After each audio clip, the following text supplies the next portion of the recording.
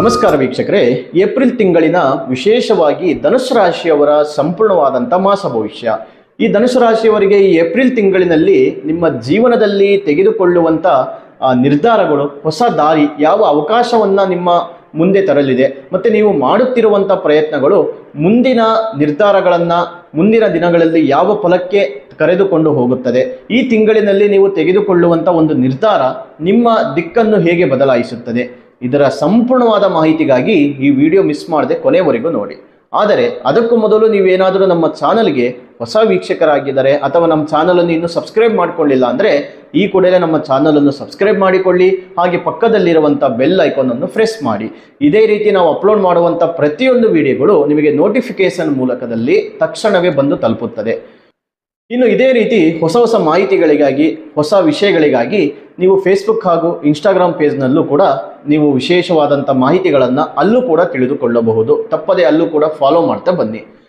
ನೋಡಿ, ಧನುಸು ರಾಶಿಯವರಿಗೆ ನಿಮ್ಮ ರಾಶಿಯಾಧಿಪತಿ ಆಗಿರುವಂಥ ಗುರು 5ನೇ ಮನೆಯಲ್ಲಿರುವುದರಿಂದ ಜ್ಞಾನ ಮತ್ತು ಯೋಚನೆಗೆ ಉತ್ತಮವಾದಂಥ ಒಂದು ಅವಕಾಶ ಇದೆ. ನೀವು ತೆಗೆದುಕೊಳ್ಳುವಂಥ ನಿರ್ಧಾರಗಳು ನಿಧಾನವಾಗಿ ಸರಿಯಾದ ದಿಕ್ಕಿಗೆ ಸಾಗುತ್ತದೆ. ಮತ್ತು ಸೂರ್ಯ 5ನೇ ಮನೆಯಲ್ಲಿರುವುದರಿಂದ ಆತ್ಮವಿಶ್ವಾಸ ಮತ್ತು ಉತ್ಸಾಹ ಹೆಚ್ಚಾಗುತ್ತದೆ. ನಂತರ 6ನೇ ಮನೆಗೆ ಸೂರ್ಯ ಬರುವುದರಿಂದ ಕೆಲಸದ ಒತ್ತಡಗಳು ಮತ್ತು ಸ್ಪರ್ಧೆಗಳು ಹೆಚ್ಚಾಗುತ್ತದೆ. ಇನ್ನು ಬುಧ 5ನೇ ಮನೆಯಲ್ಲಿರುವುದರಿಂದ ಯೋಚನೆ ಮತ್ತು ಒಂದಿಷ್ಟು ನೀವು ತೆಗೆದುಕೊಳ್ಳುವಂಥ ನಿರ್ಧಾರಗಳಲ್ಲಿ ಸ್ವಲ್ಪ ಅಡೆತಡೆಗಳು ಉಂಟಾಗುತ್ತದೆ. ನಿಮ್ಮ ಮಾತುಗಳು ಬೇರೆಯವರ ಮೇಲೆ ಪ್ರಭಾವಗಳು ಉಂಟಾಗುತ್ತದೆ. ಸ್ವಲ್ಪ ಹುಷಾರಾಗಿರಿ. ಇನ್ನು ಶುಕ್ರನು 6ನೇ ಮನೆಯಲ್ಲಿರುವುದರಿಂದ ಸಂಬಂಧಗಳಲ್ಲಿ ಸಣ್ಣ ಗೊಂದಲಗಳು ಉಂಟಾಗುತ್ತದೆ. ಸಹನೆ ಮತ್ತು ಸಮತೋಲನ ಈ ಒಂದು ತಿಂಗಳಿನಲ್ಲಿ ಮುಖ್ಯವಾಗಿರುತ್ತದೆ.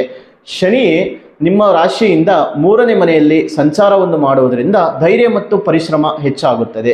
ನೀವು ತೆಗೆದುಕೊಳ್ಳುವಂಥ ಕ್ರಮಗಳು ನಿಧಾನವಾಗಿ ಫಲ ಕೊಡುತ್ತದೆ. ಮತ್ತು ರಾಹು 4ನೇ ಮನೆಯಲ್ಲಿ ಇರುವುದರಿಂದ ಮನಸ್ಸಿನಲ್ಲಿ ಅಶಾಂತಿ ತರಬಹುದು. ನೀವು ಶಾಂತವಾಗಿ ಯೋಚಿಸುವಂಥದ್ದು ಒಳ್ಳೆಯದು. ಇನ್ನು ಕೇತು 10ನೇ ಮನೆಯಲ್ಲಿರುವುದರಿಂದ ಕೆಲಸದಲ್ಲಿ ಒಂದಿಷ್ಟು ಬದಲಾವಣೆಗಳನ್ನು ಉಂಟಾಗುತ್ತದೆ.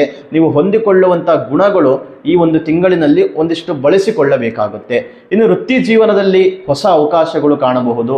ಮತ್ತು ನಿಮ್ಮ ಹೊಸದಾದಂಥ ನೀವು ಮಾಡುವಂಥ ಹೊಸ ದಾರಿಯನ್ನು ಆಯ್ಕೆ ಮಾಡುವಂಥ ಸಾಧ್ಯತೆಗಳು ಈ ತಿಂಗಳಿನಲ್ಲಿ ತುಂಬ ಇದೆ. ಆತುರ ಪಡದೆ ಪರಿಶೀಲನೆ ಮಾಡಿ ಮುಂದುವರಿಯುವಂಥದ್ದು ಒಳ್ಳೆಯದು.